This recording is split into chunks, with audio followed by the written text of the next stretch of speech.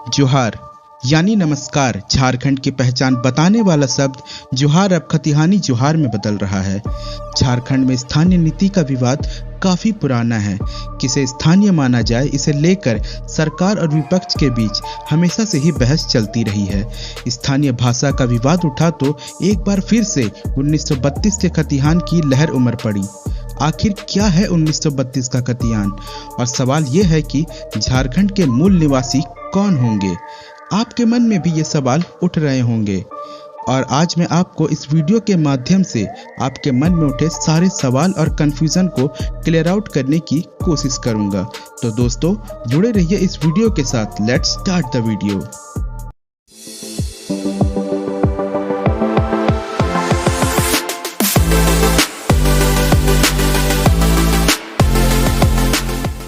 उन्नीस 1932 के खतिहान को लेकर सियासतें भी होती रही हैं। झारखंड में भाषा विवाद से शुरू हुआ आंदोलन अब 1932 के खतिहान को लागू करने तक पहुंच गया है। लातेहार में अब भी मगधी भोजपुरी को लेकर विवाद जारी है।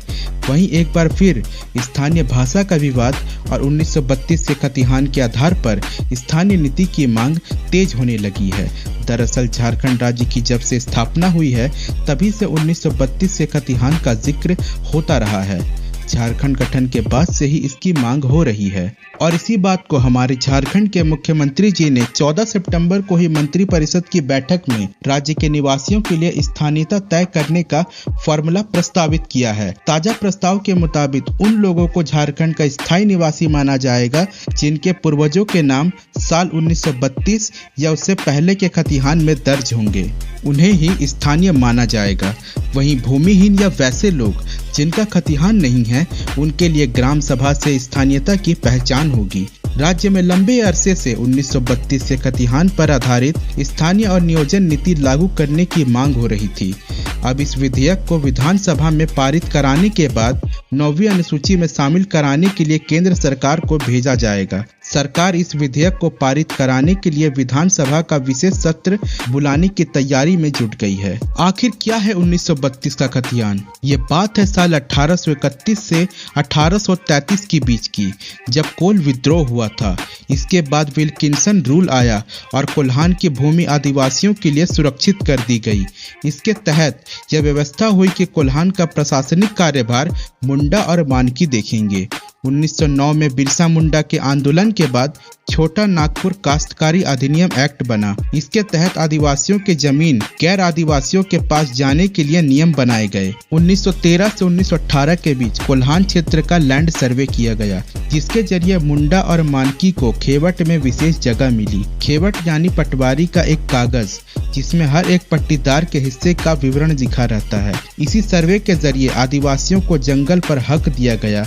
अब इस बात की मांग हो रही है कि 1932 में जो खतिहान था उसी के आधार पर लोगों को स्थानीय होने का दर्जा मिले। अब ऐसे में विवाद यह है कि कई लोग कोयले के कारण झारखंड में बसते चले गए। अगर 1932 के खतिहान को लागू किया जाता है तो रांची, धनबाद, जमशेदपुर और बोकारो जैसे बड़े शहरों में रहने वाले 75% लोग स्थानीय होने की शर्त पूरी नहीं कर पाएंगे और वे बाहरी हो जाएंगे। इन शहरों में लोग रोजी रोजगार के लिए आए और बसते चले गए। उस समय धनबाद का तो अस्तित्व ही नहीं था। 1971 में कोयले की राष्ट्रीयकरण के पहले यहाँ खदानों के निजी मालिक हुआ करते थे।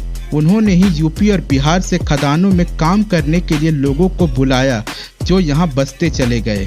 फिर 1952 में सिंदरी उर्वरक कारखाना शुरू होने के बाद यहाँ काम करने के लिए बाहरी लोग आए और यहीं बस गए, और शहरी क्षेत्रों में ऐसे लोगों की संख्या अधिक है। अगर 1932 के खतिहान को लागू किया जाता है तो जमशेदपुर में पूरा शहर ही टाटा स्टील का हो जाएगा, क्योंकि 1932 में जमशेदपुर शहर की करीब 24,000 बीघा जमीन के रैयतदार टाटा स्टील कंपनी थी। बिहार सरकार ने 1956 में बिहार भूमि सुधार अधिनियम लागू किया, जिससे जमींदारी प्रथा खत्म हो गई। इससे टाटा स्टील की जमीन के मालिक बिहार सरकार हो गई और टाटा को यह जमीन लीज पर दी गई। अगर 1932 का खतिहान लागू हुआ तो शहर की पूरी जमीन का स्वामित्व टाटा स्टील हो जाएगा, क्योंकि वहां अंतिम सर्वे 1908 में हुआ था, जबकि राज्य के 80% क्षेत्रों में 1932 में कैडेस्ट्रल सर्वे हुआ था। अब आप सोच रहे होंगे कि 1932 के खतिहान में जिसका नाम होगा, क्या उसके वंशज ही स्थानीय कहलाए जाएंगे? इसका जवाब है हाँ। 1932 के खतिहान को आधार बनाने का मतलब यह है कि उस समय जिन लोगों का नाम खतिहान में था, वे और उनके वंशज स्थानीय कहलाए जाएंगे। सवाल ये भी है कि जिनके पास जमीन थी उसकी तो हजारों बार खरीद बिक्री हो चुकी है। उदाहरण के तौर पर 1932 में अगर रांची जिले में 10,000 रैयते यानी मालिक थे, तो आज उनकी संख्या 1 लाख के पार हो गई होगी। अब तो सरकार के पास भी यह आंकड़ा नहीं होगा कि 1932 में जो जमीन थी उसके कितने टुकड़े हो चुके हैं। सवाल ये भी खड़ा होता है कि 1932 के लागू होने के बाद इसका क्या असर होगा। जो लोग वर्षों से झारखंड में रह रहे हैं लेकिन खतिहान में नाम नहीं है, वे कई तरह की सरकारी सुविधाओं से वंचित हो जाएंगे। इसका मतलब है कि स्थानीयों के लिए आरक्षित नौकरी, रिजर्व जॉब, शैक्षणिक पाठ्यक्रम, एकेडमिक कोर्सेस में नौकरी के लिए आवेदन नहीं दे पाएंगे। स्थानीयों के लिए शुरू में होने वाली योजनाओं का लाभ नहीं उठा पाएंगे।